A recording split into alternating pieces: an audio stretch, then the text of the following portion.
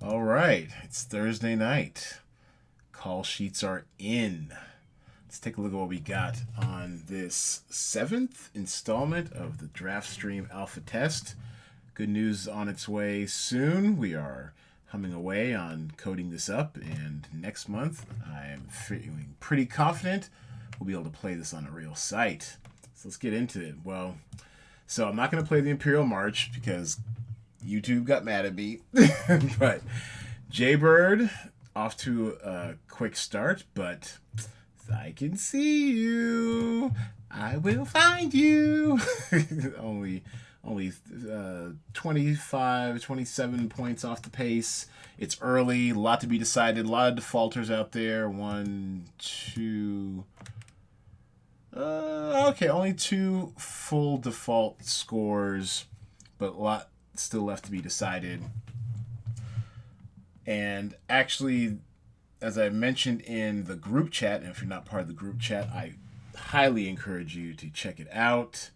In the group chat, we discussed a new wrinkle I'm adding, which is the Lowball.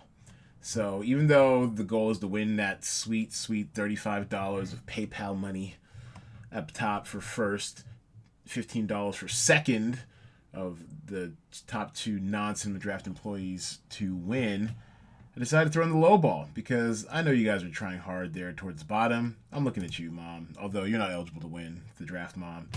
but another way you can possibly win is that if you have the lowest score, considering you have a minimum of $50,000 in salary spent and at least 3 different titles, then you will qualify for the lowball bonus, which will be $10. So each week you'll have a decision to make. If you really don't know what you're doing, you may want to go lowball.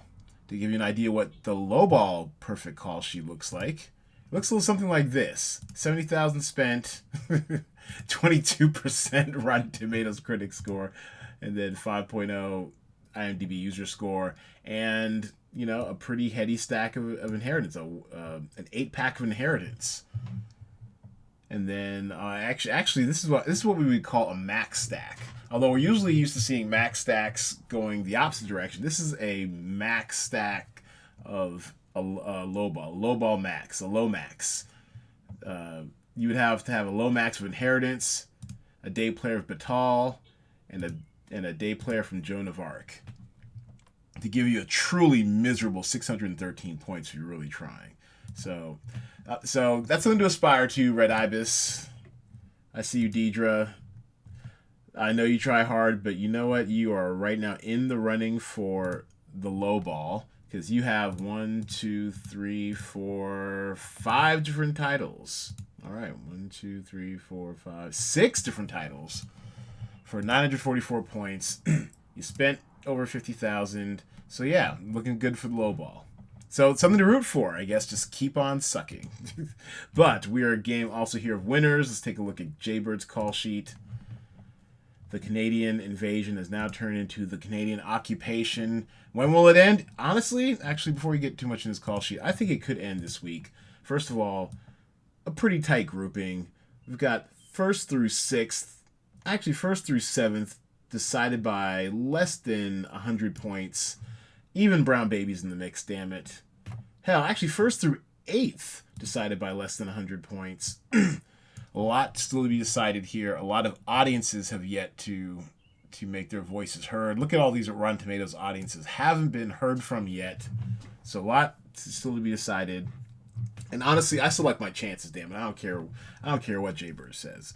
To give you some perspective, Jaybird at 1132.18 is 3 points off of a perfect call sheet. Now look at this perfect call sheet real quick before we start evaluating everyone else's call sheets.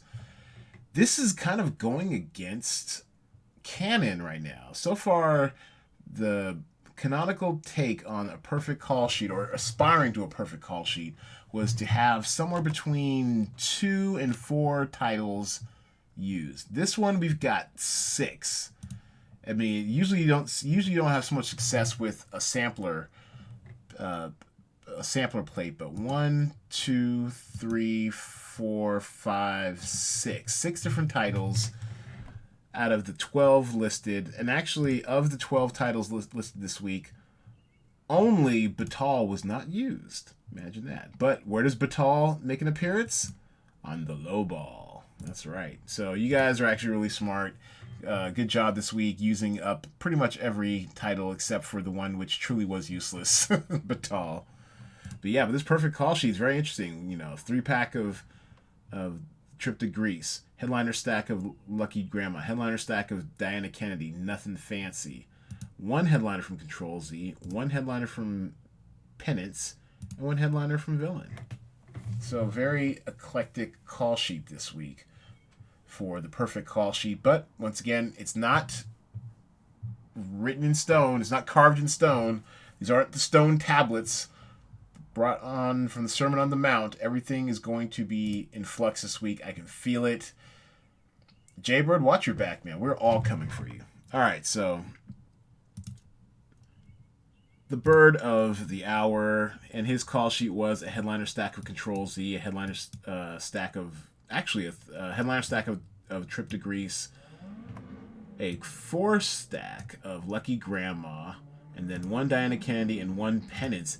And, we all know that Jaybird takes up free rent in my head. I get it. I was definitely afraid this week of once again having a pretty strong strategy. And I was a little concerned about my strategy going into this afternoon, but then I kind of found something that I think really worked in that, and I got confident about it, but I was paranoid that he'd have the same thoughts because we come from similar schools of thought.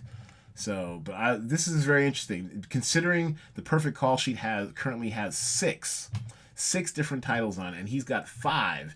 He could smell that this was going to be a week where there's going to be a lot of parity among the scores. There's going to be a lot of middling scores or a lot of initial parity, and so he spread the wealth around. Now, is that the way it's going to end up?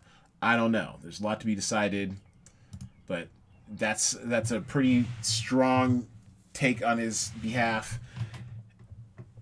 And on my end, I went all in on the Trip to Greece. 5-pack on the Trip to Greece, 3-stack of Lucky Grandma, and a headliner stack of Control Z. I felt pretty confident about it, but now that I think about it, looking at half my call sheet are foreign cast members, foreign based movies, which traditionally so far, I mean, this might be anecdotally, I haven't really crunched stats on it, but from what I've seen, foreign hasn't done overly well in this game so far. Documentaries, they tend to be pretty good. Foreign kind of hit or miss, and a lot of times the foreign stuff on Netflix doesn't always get fully rated. Right now,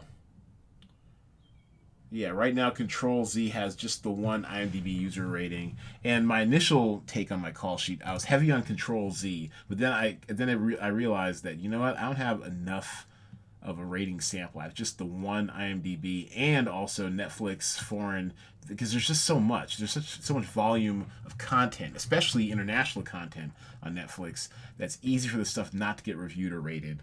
So Control Z, as promising as that IMDb user score may seem, could be my Achilles heel. Another call sheet I liked, and also hot on my heels. I'm at 1109.57. The God of Cheese, the GOC, right behind me, 1109.15. How tight is that? That's within a point. So yeah, he's hot on my trail, hot on Jaybird's trail too. I really like this call sheet. Let's go over really the reason why.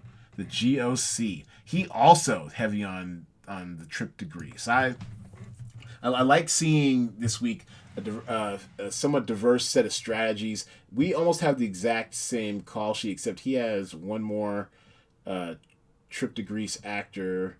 Definitely covers the basics, your headliners, your co-stars, and a day player. Headliner stack of Lucky Grandma, headliner stack of Control Z. What was I working with? I had one more Lucky Grandma. So we both went 3 title heavy. which right now is not in line for a perfect call sheet.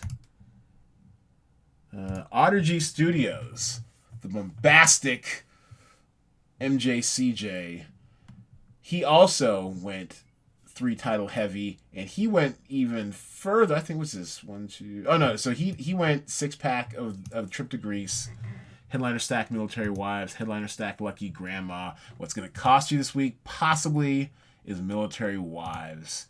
Take a look at its score composition right here. It has got an abysmal 33 from Rotten Tomatoes audience score. And in this game, as we know, the audience score is where it's at, 60% weighted average for the audience scores and the user scores. I mean, IMDb recovered somewhat, but this 33, I don't know if it comes back from that. Actually, let's see just how bad that is. If it's a small sample size, as we know, these small sample sizes can change over a weekend. And it's too bad because I love, just like you, MJCJ, I love Sharon Horgan as well. Okay, so 6 scores. So it's a little early. Might just be a few haters. We'll see if this picks up over the weekend as the release goes out. Kristen Scott Thomas, everyone loves her. She had a great cameo in Fleabag. Actually, let me refresh this. Yeah, all right, so 75-33.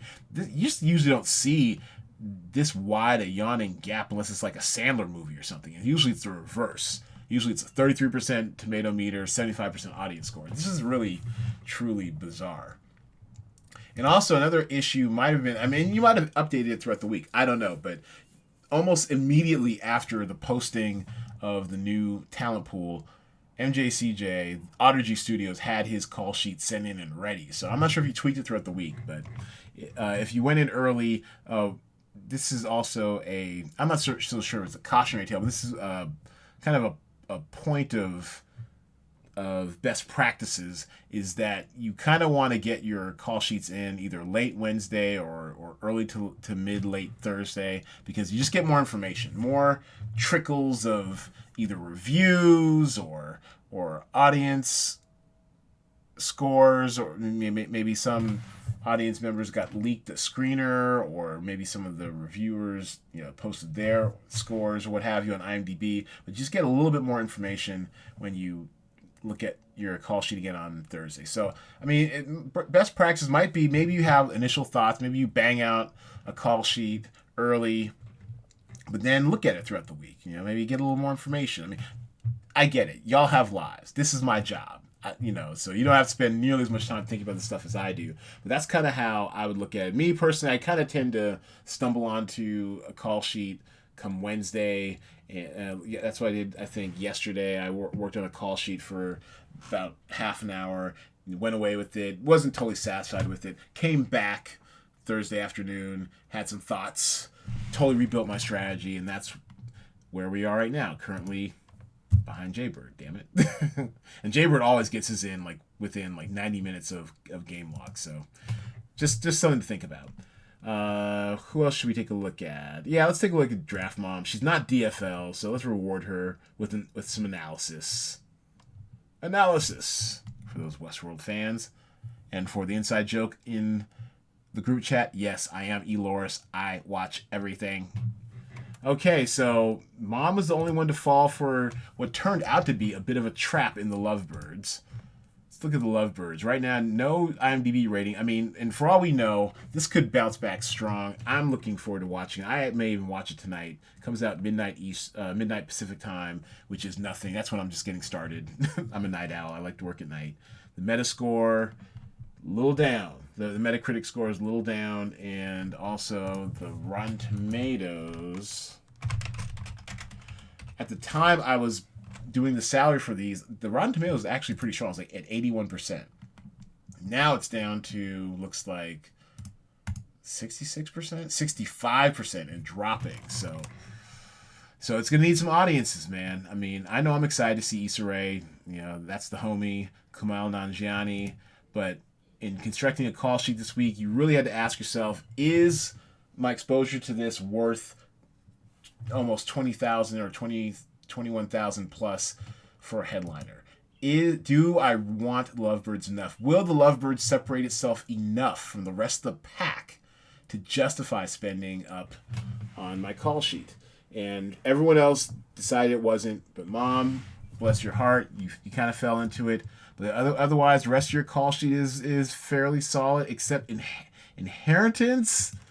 Inheritance is what's going to keep you from placing on the medal stand from the top 3 easily. Inheritance is just the dog that barked. Oh, it's off. It's awful. 22. I haven't seen it, but apparently the critics hate it, and the audience is not so much more. Look at this, 53.50. A default score is 69.5.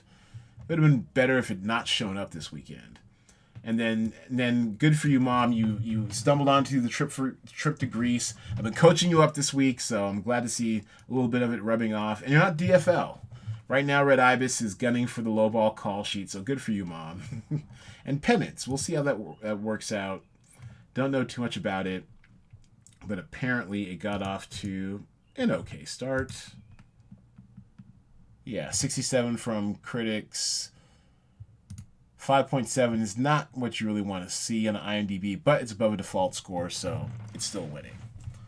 All right, and one more call sheet. Oh, you know what? George Mikan, our boy Jay Devlin, changing screen names week to week. I dig it. Looking forward to seeing what you come up with next week.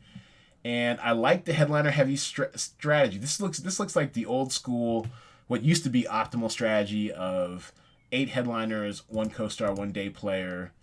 Unfortunately, this doesn't seem to be the week for it to pay off, but I do like the 1, 2, 3, 4, 5 titles in play.